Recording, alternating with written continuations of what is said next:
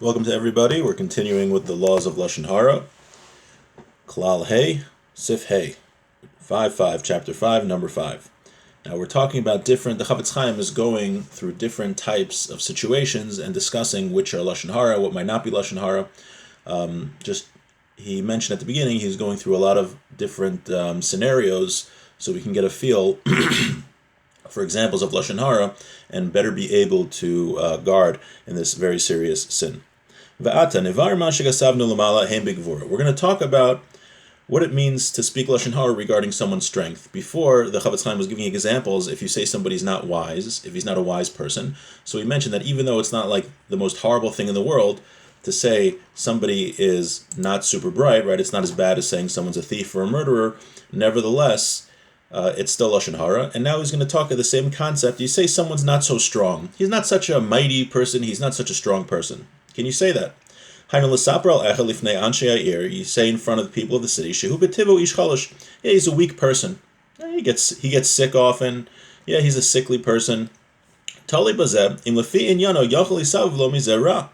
Now, are you allowed to say that about somebody, that he's not so strong, that he's a weak person? Well, it depends. If what you say can cause bad things to happen to him, then it's Lashon Hara.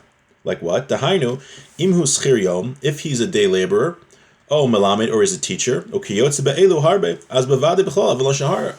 sure, it's Lashon Hara. Let's say the guy is a contractor, or he, like we said, a day laborer, or even if he's a teacher, and you say, yeah, he's not such a strong person, he could lose his job, or maybe someone's not going to hire him. Very bad things could happen because of that. So you can't say somebody is weak and he's not a strong person. V'hein ba'osher, same thing with wealth. You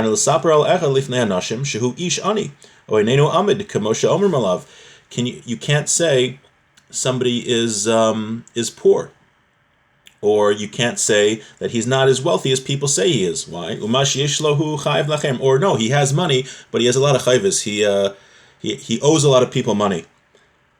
This is Lashon Hara. Ki bevada im yisparsim ze be'ir lo yimatze achar kach mi she'yitun lo ba'ashrei.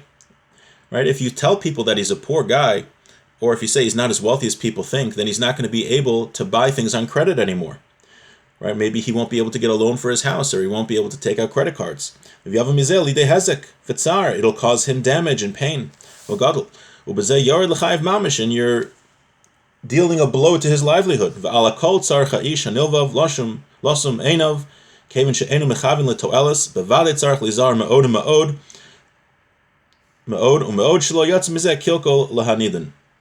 When you say these types of things, you have to be extremely careful, and for sure, you are not speaking here for any purpose. It's for sure prohibited, right? He's going to talk about that in a second. But the idea is if you say something negative about somebody, right? Even if you don't think it's so bad, right? In Judaism, it's nice to have money because we can live comfortably. There's nothing wrong with living comfortably, but we don't view somebody who's wealthy as being more righteous than someone who's poor. So maybe you could say, yeah, he's a poor guy. No, but you're not allowed to say that because bad things could happen to him if you say he's a poor guy. Maybe he won't be able to take out a loan, or people won't lend him things because or lend him money because they're afraid they'll never give it back, or other bad things could happen because of that. And he said for sure, right? If you don't have any positive intent, then for sure, it's a sin. For sure, it's an aveira.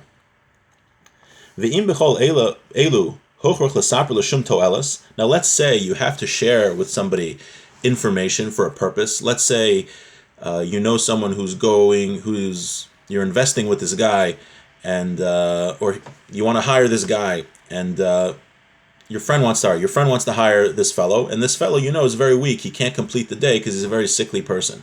So then that's for a purpose. You want to save your friend the potential loss of hiring somebody who is not going to do a good job.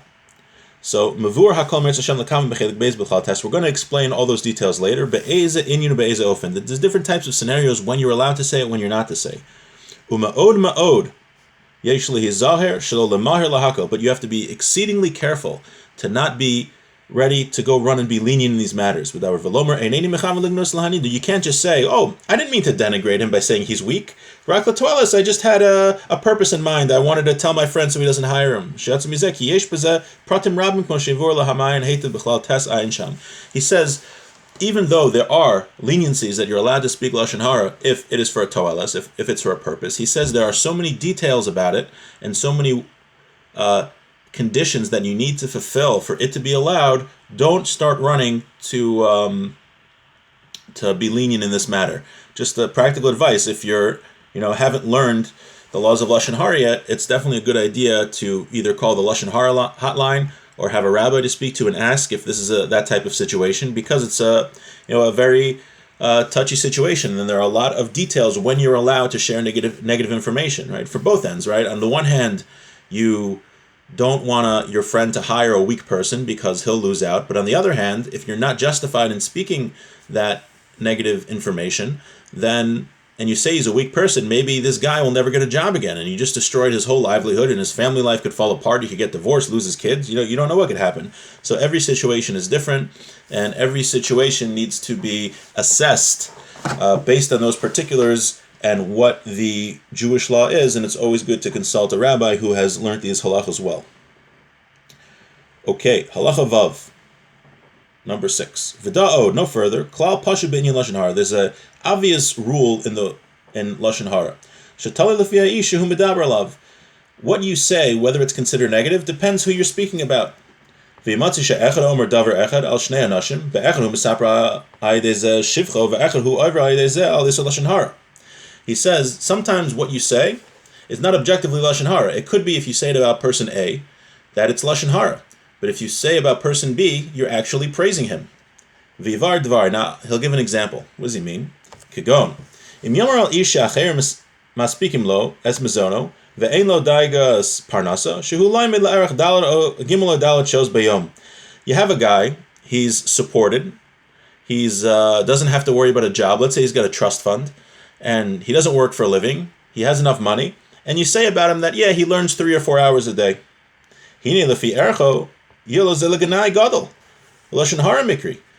If you say that he learns 3 or 4 hours a day and he has nothing else to do the entire day because he's got a trust fund and he's fully supported, doesn't have to worry about a job, that's Lashon Hara. You're saying the guy wastes his time most of the day. Vim yomer ze gufa al baal bayis shetar beparnasaso hulo l'shvach gadol. However, if you say it about a guy who's working for a living and he's commuting to Manhattan every day, he gets up at 5 in the morning to go to Manhattan, he gets back at 7 p.m., and then you say about him he learns 3 or 4 hours a day, that's a tremendous honor. The guy's so busy and he's so exhausted from a long day of work, yet he still finds the time to learn 3 or 4 hours. That is a magnificent praise of him. Whereas if you say about the guy who doesn't work for a living, he has a trust fund, and he learns 3 or 4 hours a day, that's an embarrassment. So it all depends on who you're talking about. Also with other mitzvahs, all the other types of mitzvahs, that could be dependent upon a person's money. Could go in the kavod Shabbos. Let's say about honoring Shabbos.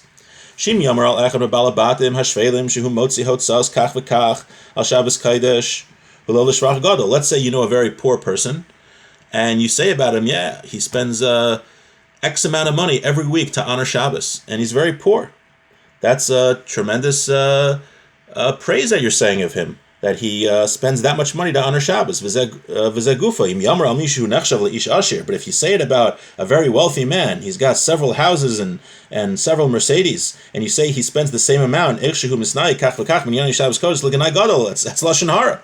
People will denigrate him. They'll look bad in his eyes. He'll look bad in people's eyes over Lashon Hara mikri. Same with tzedakah. Right? I remember, even if you said about tzedakah, you say somebody gave $1,000 to tzedakah. So if it's a regular guy, that's an amazing thing. But if it's a very wealthy person, he only gave $1,000 to tzedakah, that's Lashon Hara, right? I think there was a CEO of a major company. They were attacking him because I think he gave like $1 million, and according to his wealth, that was that was Lashon Hara. It was a ganai. He had so much more he could have given. For me, I wish someone would say about me that I gave $1 million in tzedakah. That would be awesome. Okay, v'chein be'inyan zeb ben adam lechaver. Same thing about ben adam lechaver. Not only mitzvahs between us and Hashem, but the same thing applies by mitzvahs between us and our fellow. If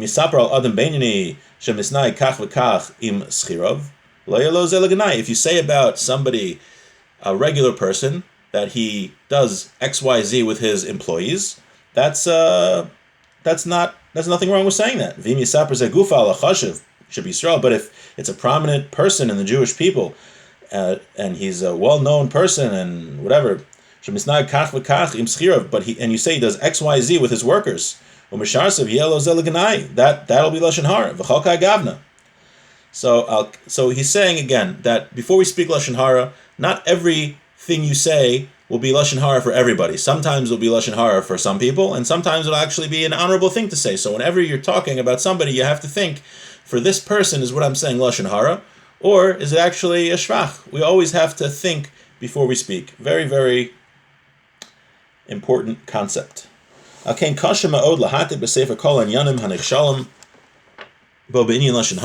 says, therefore, it's very difficult to explain in this book every single instance of what could be Lashon Harah, because it depends. Rather, take the words of the Rambam and remember them always. What are the words of the Rambam? If your words, if they are publicized, will cause this could cause this person damage to his person, or his wealth, or pain him, or to scare him. This is Lashon Harah. So you have to assess anytime you're saying something. If what I am saying could cause this person pain or damage, then that's Lashon Harah. And he says, be careful. Don't let the Yetzer Hara tell you. It says in the Talmud, anything that you hate, don't do to your friend. That's what the Talmud says. And you'll make a mistake and say, you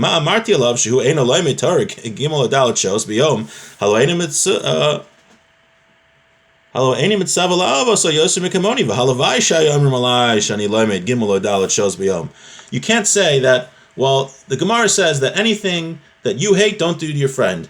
Well, if someone said about me that I learned 3 or 4 hours a day, that would be such an honor. So I'll say about this guy that he learns 3 or 4 hours a day. No, you can't. You can't do that. Why? Because maybe it is for you. Maybe it would be an honor for you. But to him, it's not an honor. He's going to explain. Also with tzedakah, Shabbos, Kodesh, Ukadoma, other things of ba'emes zehu tos. This is a mistake. The kavadas haGemara. What does the Gemara mean when it says that anything that you hate, don't do to your friend? That if you were on his level,